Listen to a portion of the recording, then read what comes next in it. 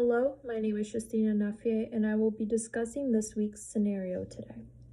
This week's scenario outlines a 50-year-old woman that was found in the park after she fell, shouting obscenities, disoriented, having a foul-smelling body odor, combative, paranoid, shaky hands, and shouting that she needs a bottle. Upon first glance, I assume the patient may be suffering from paranoid schizophrenia due to the paranoia and the disorientation. However, the fact that she asked for a bottle makes me conclude that she is suffering from alcohol withdrawal symptom, or AWS. Alcohol withdrawal symptom is a condition in which individuals suffer from when drinking too much alcohol heavily. Often, this is accompanied by alcohol use disorders, or AUDs. These are common in neurological departments with patients admitted for coma, epileptic seizures, dementia, polyneuropathy, and gait disturbances. She had experienced a gait disturbance, so she was brought into EMS. There are several signs and symptoms of alcohol withdrawal, and among them are agitation, irritability, delirium, disorientations, delusions, paranoid ideas, combativeness, gait disturbances, hand tremors, and an odor of alcohol. She has shown all of these. Often, the odor coming from the body occurs when someone is detoxing from alcohol, which she very well could have been considering her signs. For her short term, we can expect this patient, depending on the amount that she regularly drinks, to go through the whole detox and suffer from the consequences of her withdrawal symptoms, which are usually not very pleasant. Long term, the patient could expect severe repercussions due to her actions and if she chooses to continue with them. According to Dolores Elliott, an advanced practice nurse, patients who are physically dependent on alcohol, the central nervous system adapts to the presence of alcohol and loses the ability to function normally in its absence, resulting in CNS hyperexcitability.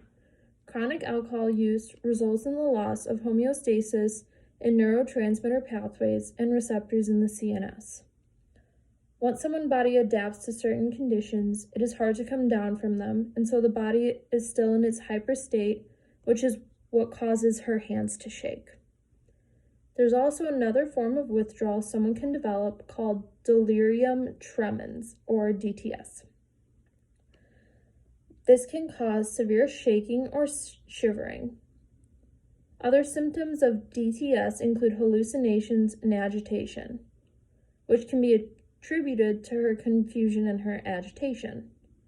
Another complication that could occur from chronic alcohol use is cirrhosis.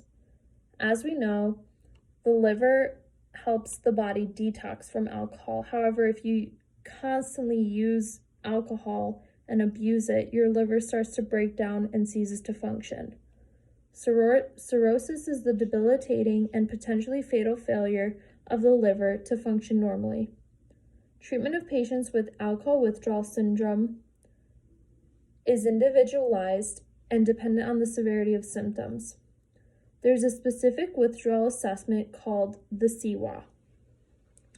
The CWA tool assesses 10 conditions and has the patient rate some of them on a scale of 1 to 7 and has the provider or nurse observe the rest.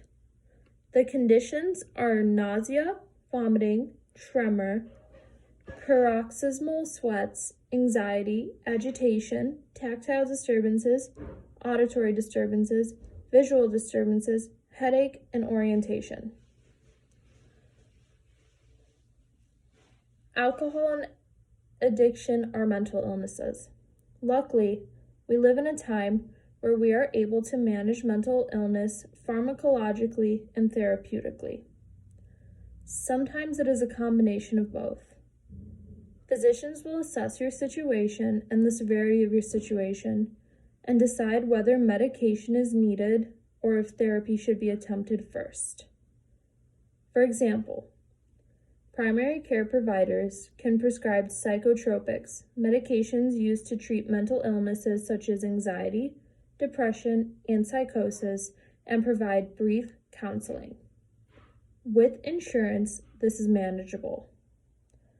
There is a Medicaid expansion and state health insurance exchanges, which increase access to mental health and substance use treatment among those in need. However, it is unfortunate that this is more accessible to people that have more money and can afford it.